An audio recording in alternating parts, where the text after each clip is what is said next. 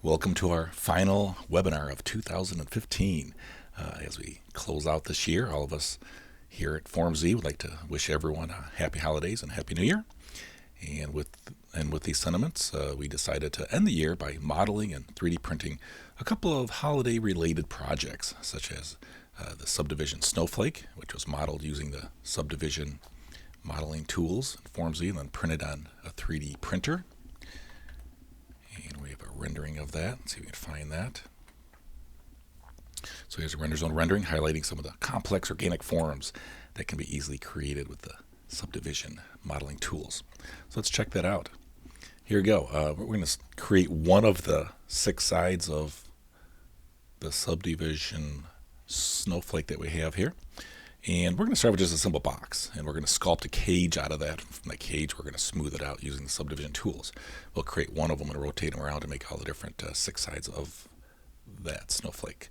So with just this box, we need some more meshing information in there, so we'll go to the Mesh tool and give it some mesh distance. Click on that object so we have some additional edge lines in there. Let's maybe give that a tighter mesh so I can change these values there.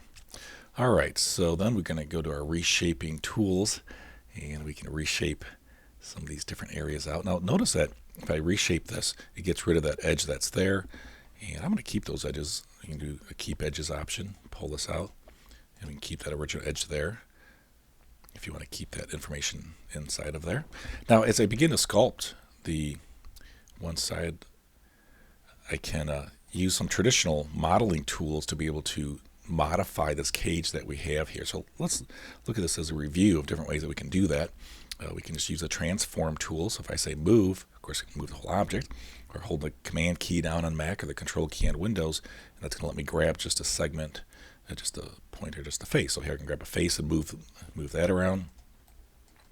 I can click on one of these segments and move that if I want, and I can grab a point if I want to. All right. So it's real easy to be able to modify the topological information that way. Another way to do that would be we can use the rotate tool. Let's click rotate and click on just a face. I get this little snapping point which gives us the center of the face, and then I can rotate that around. I can use a scaling operation. Let's do an independent scale. I'm going to hold the command key down to select just that face. And when I click on the center there, you can see I get these control handles here, so I can actually stay on the guides and scale it. And because it's an independent scaling, if I click just along the one axis, I can scale it just that way. And I think you see how we can sort of sculpt that once we reshape that out. Now another tool that I like to use for this too is the transform tool. So I can actually do moving, rotating, and scaling all with one single tool. So usually that's reserved just for objects, but we're going to apply this to just a single face. So let's try that. Transform, hold down the command key, click on just that face, and now the transform widget is being applied just to that selected face. So we can go in and we can even turn some scaling options here. So this is neat because you don't have to go to different tools. So I can scale just that one face right there. I can move that face, rotate it, and do all those same operations in one single graphical interface here at this one little widget that we have. Alright, so that's another way of being able to sculpt that thing. We can also use another method which allows us to set our pick tool to a topological level, so let's say points. And it's sometimes easier to see. I switch back and forth between shaded and wireframe modes. So if I go into a wireframe mode here, I can actually window pick just those 2 points or just those 2, or hold down Shift key and pick multiple points and move those around. So let's use the move tool, grab those and sort of change my shape that way. So there's a lot of different ways to be able to sculpt that cage down to the topological level here.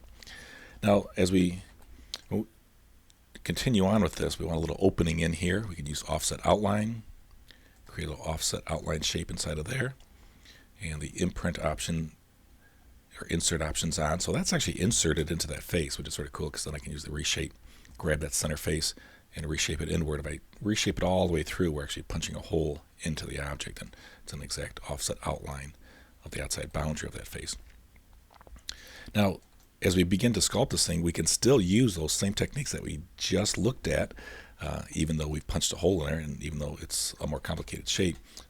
For example, if I go to the transform tool, you can see I can actually hold down the command key and the shift key. So now I'm going to hold down command and shift. So I can pick this face, and holding command shift key, I can click this face back here. So now you can see the transform widget. There's one widget there, but you can see it's being applied to all selected objects. So now if I were to scale that, I'm scaling both that outer and inner face at the same time. And if I were to rotate, I'm moving both at the same time.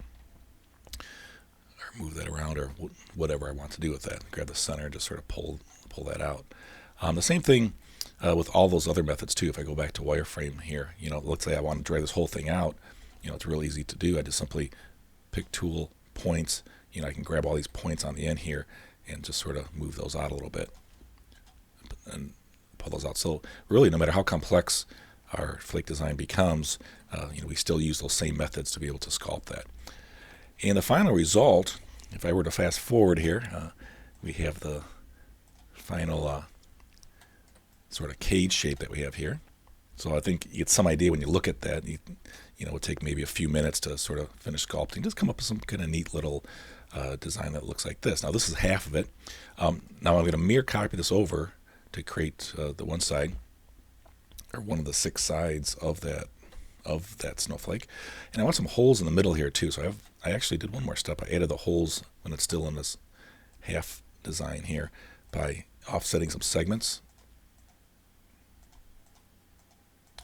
And then I'm going to move those segments around, and I sort of push that in a little bit. I can drag this down. Oop. I want to hold down the command key to do that. Push that in a little bit. So we're sort of getting a irregular center through here.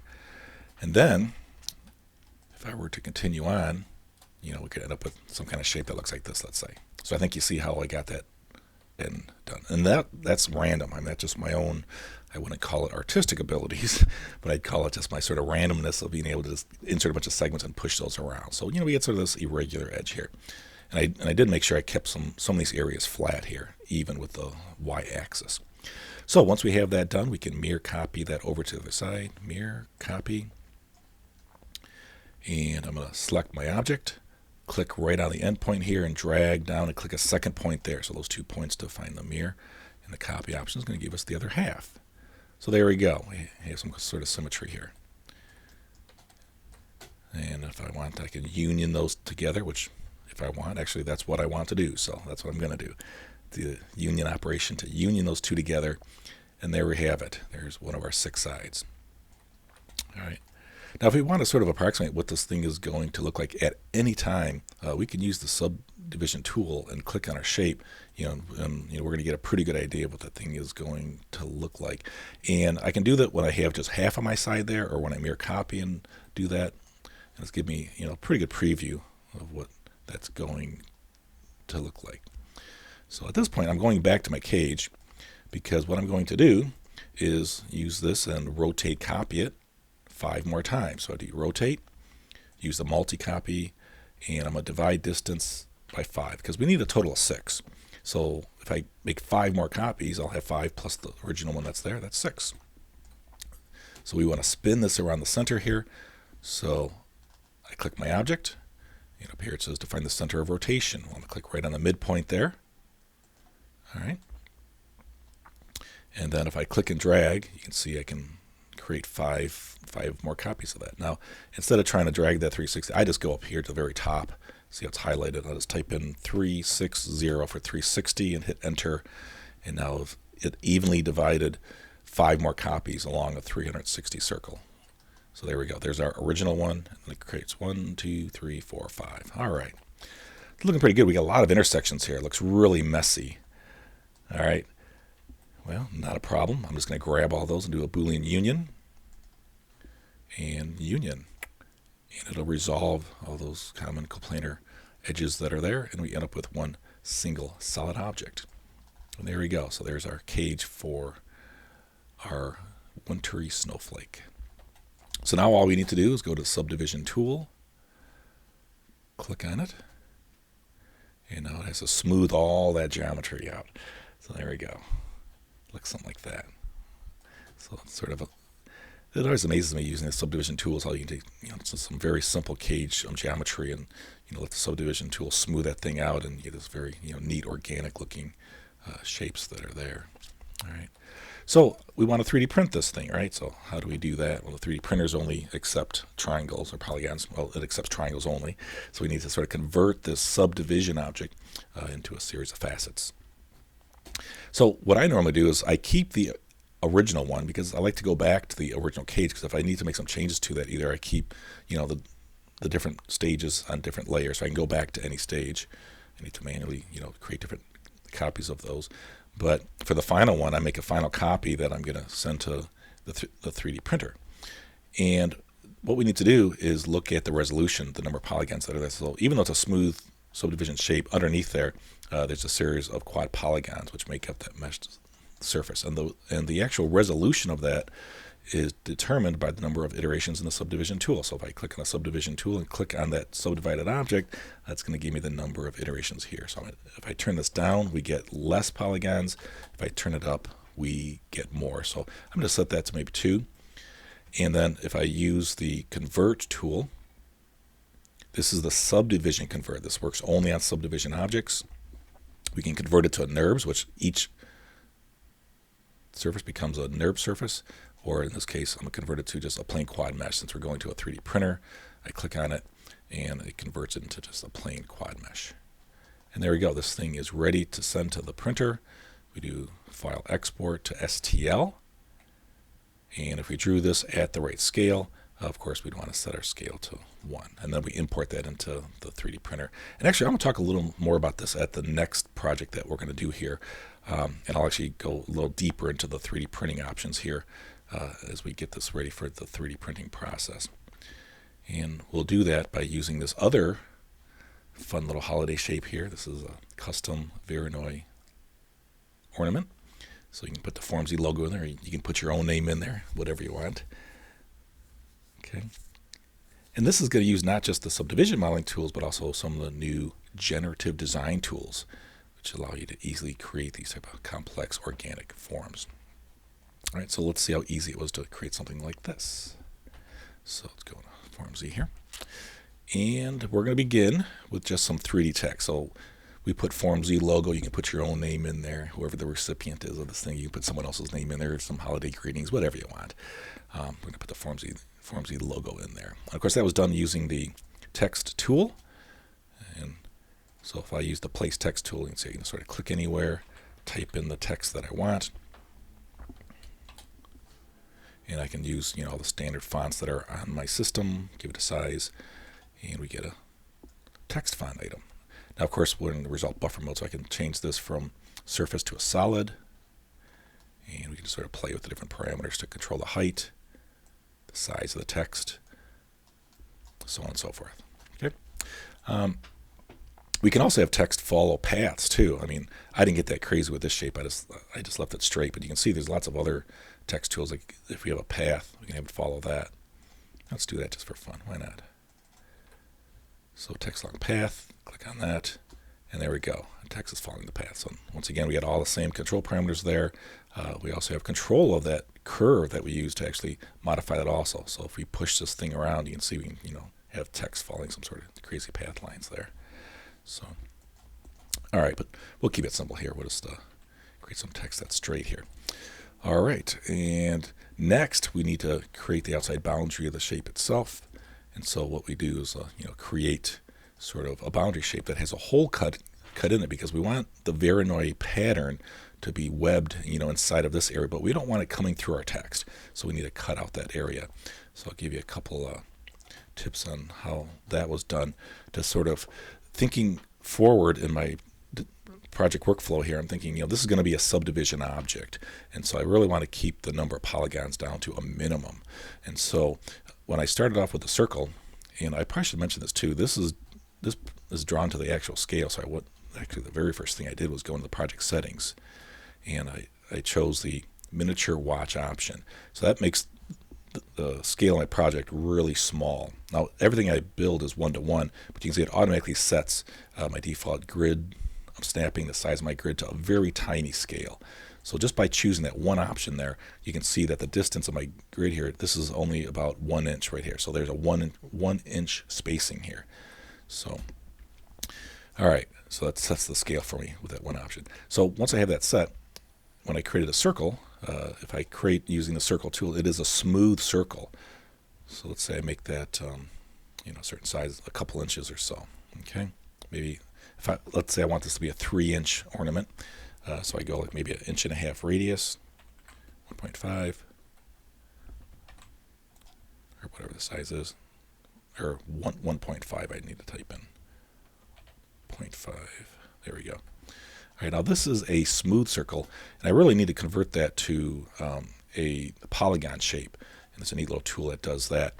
So if I use the polygonize tool, I can click on smooth objects, smooth 2D shapes. This doesn't work on 3D objects. This is for curves, smooth curves and circles and things like that. I click on it. You can see I can control the number of segments that I can convert that to. And there's some other options here to maintain tangency and things like that. But now that's actually converted into a polygon shape with a series of straight segments there. And then all I did after that was I traced around my text with using the vector line, and I'm going to just do a simple shape here. And I drew a 2D shape around my text letters, and I made another 2D shape here. And I'm working with 2D shapes here. All right, I've got something that looks like that. All right, so then we can use the Boolean tools on 2D shapes. I mean, I'm always used to using Booleans on 3D objects. In this case, we can use it on 2D flat coplanar overlapping shapes here. So if I do a Boolean difference, I can take this 2D shape and subtract that 2D shape from it, and I get a nice little hole in there. If I do a Boolean union, I can union these two shapes, and it gives me something that looks like that. So, of course, this is drawn a little more accurate here to the right scale, but I'm just doing it really quick over here just to sort of show you the actual workflow of that. Okay, and if I go into the shaded work mode, I'm just going to show points here for just a second, just to sort of show you that we're not working with smooth geometry. We converted it to polygon because we're going to subdivision modeling, so I don't want a whole lot of facets around here. So by setting that up front, it's going to help out the subdivision process. All right. So here's our progress up to this point here. So next, we're going to fill in that area with a series of points. We could randomly do it ourselves, but the thing that's neat is we have a new set of generative design tools which allow us to scatter objects and points on surfaces, and it actually has a process which gives us more of a natural way that things can be scattered on there. And like the Voronoi tool has a certain process that's used also, which it's very hard to achieve as a manual process. If you try to do it yourself, I mean, I can randomly click a bunch of points here. It probably would look pretty good, but it's sort of interesting when you let the program do the math for you, and you can end up with some very interesting results from that. So just to sort of show that, let's use the point scatter. And with that, what I'm going to do is scatter a series of points within the boundary. And so all I do is I click on my shape, and of course it's going to scatter points only within the boundary of that shape. So when I cut out this area here, there's no points being scattered inside of there. So as we go over here, we can set the number of copies to, let's maybe scatter 25 points. Rescatter that. Now there's also a separate by, so some of these points get pretty close to each other in some of these areas. So let's set the separate by to 1/8 of an inch. So now it gives us at least a minimum of 1/8 of an inch between the points that are there. And some of these are coming right on the edge there. And I want to get those away from the edge, so that's what the setback does. The setback prevents the scattered points or objects from getting within a certain distance from the boundaries. And that's including the hole here too. You see, got a point right on the edge of the hole there. It's right on the edge of the boundary there. So if I set some kind of setback distance here, like maybe 1/8 of an inch, then you can see when it actually scatters those, they don't come within a certain distance from those edges that are there. That looks pretty good. If I don't like the scattering the way it did it the first time, I can click the rescatter button and reseed the random population of the scattered points or the scattered objects along that surface. And once I get something that I like, we'll move on to the next step. So now that we have a series of points on there, we're we're going to use these points as the seed points for a Voronoi diagram. And what we can do is, that's using this tool here. I'm going to select all the points. Actually, I don't want the points. I want them as objects here. So I'm going to make sure I got the right pick option here.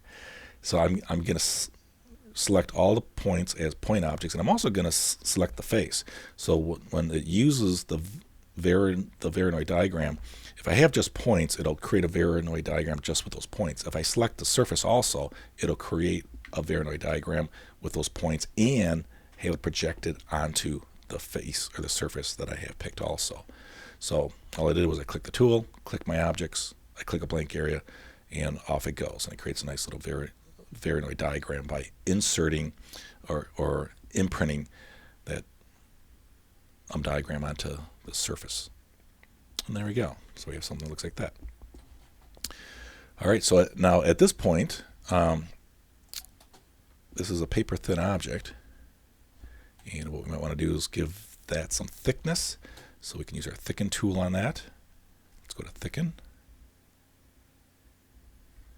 Thicken. And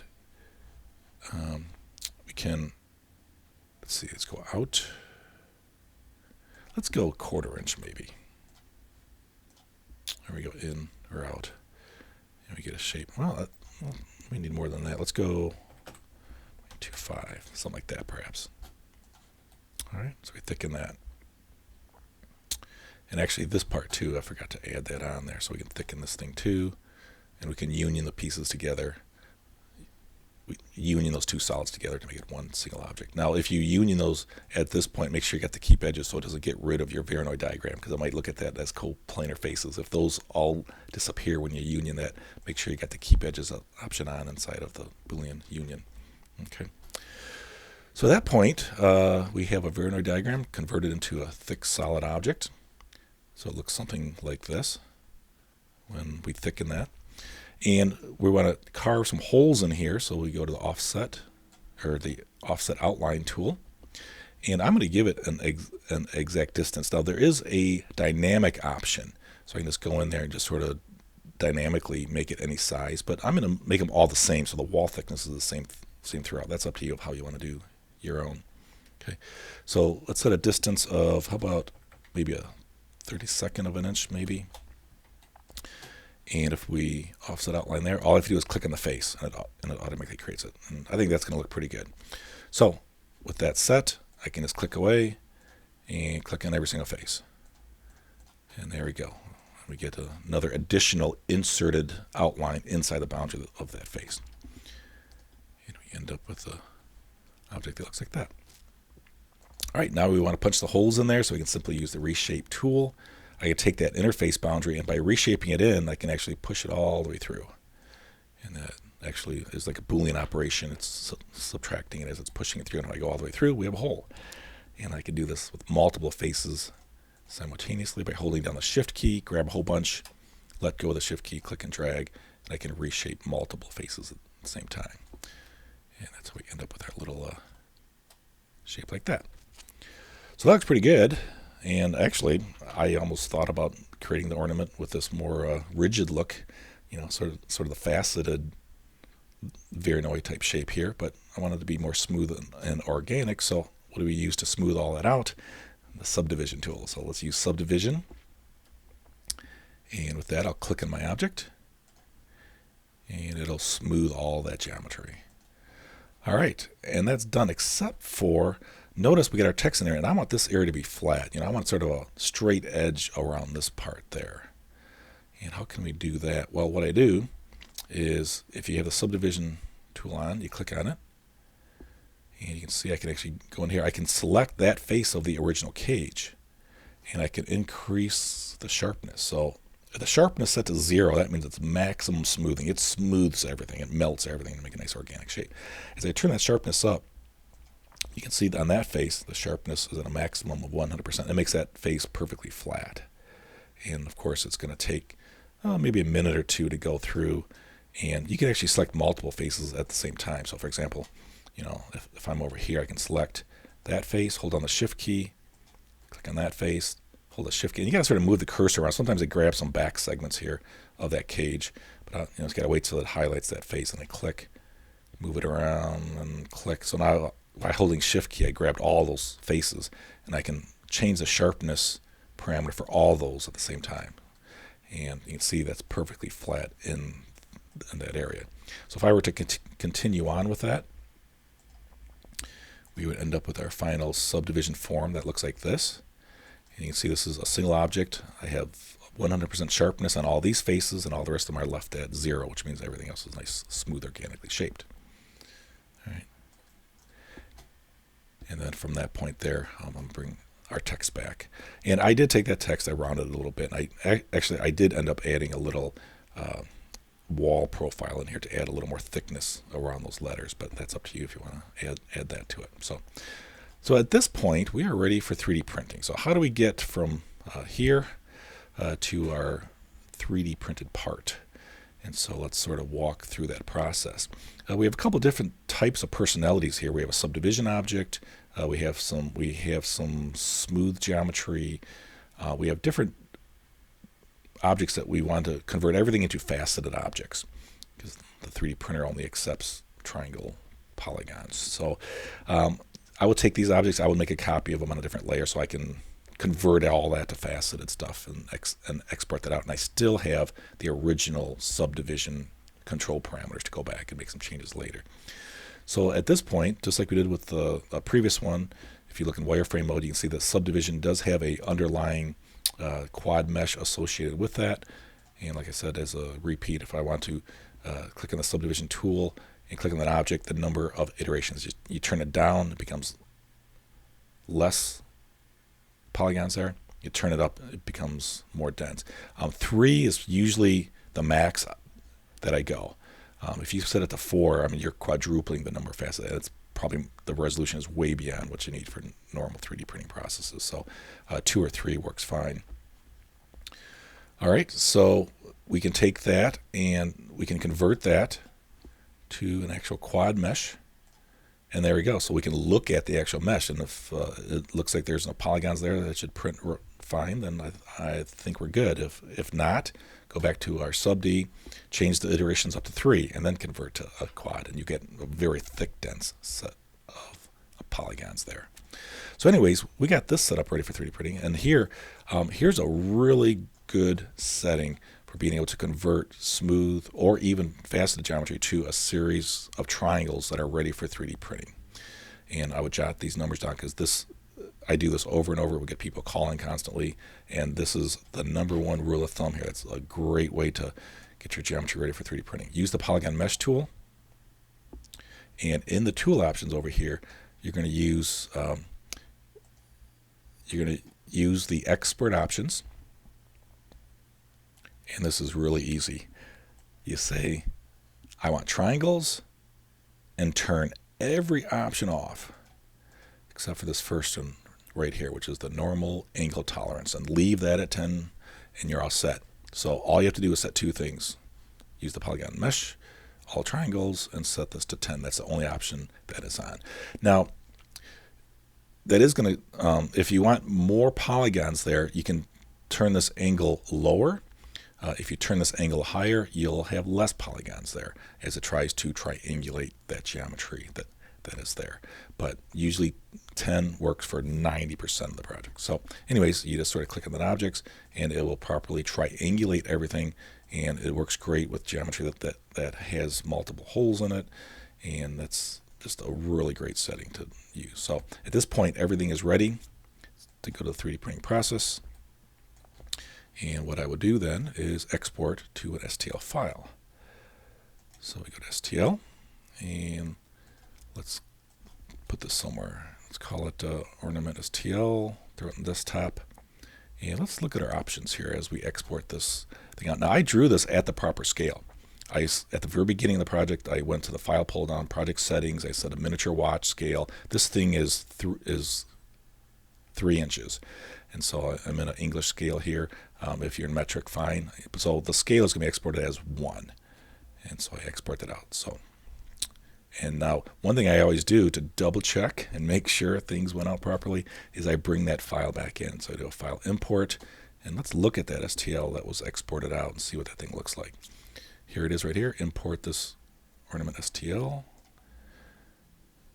and bring it in at a 1-to-1 scale, so it comes in at the same scale. And there it is. That's what the 3D printer is going to see. And if I go to shaded mode, it looks like that. If I go to interactive shaded, the STL file doesn't store any light data, so there's no light. So I'll have to go in the lights palette here and add one in here, and there it is. So we can see, all that geometry looks pretty good. That's what's going to be sent to the 3D printer. We look at shaded work. We can look and see the actual polygons that are there, and just by importing that back in, I know that STL file is good. All right. So then at that point, we can go to our 3D printer of choice. Now it doesn't matter which one you go to. Just for an example, I just picked one here. We have a lot of different 3D printers here. I just happened to choose the MakerBot. I mean, we have other ones that we print on too. So, and we say add, and we import that STL file, and it pops in here. Now, one thing to keep track of is certain printer software works in English or metric systems. Now, MakerBot works in a metric system, millimeter system, and I have an English 3-inch object, and so it came in and it was like huge because it thought that one was 1 millimeter, 1 inch or whatever, and so it comes in this huge object, whatever. And so here inside the scale option, here's where I can move and rotate and scale the object right on the actual printing bed here. And I had to make sure that I selected the inches to millimeters button here to say that 1 unit in my FormZ STL file is actually 1 millimeter inside of here, so it does the conversion for you. So just be careful if you're working in English or metric, and when you go into the printer, be aware of whether you're going to an English or metric setup for that software. Okay. And at that point, I just clicked on Make. I set, a few different printing options for how thick I want the layers to be, and off it went. We ended up with a 3D part. All right. And that's how that process works. Go back to our desktop here.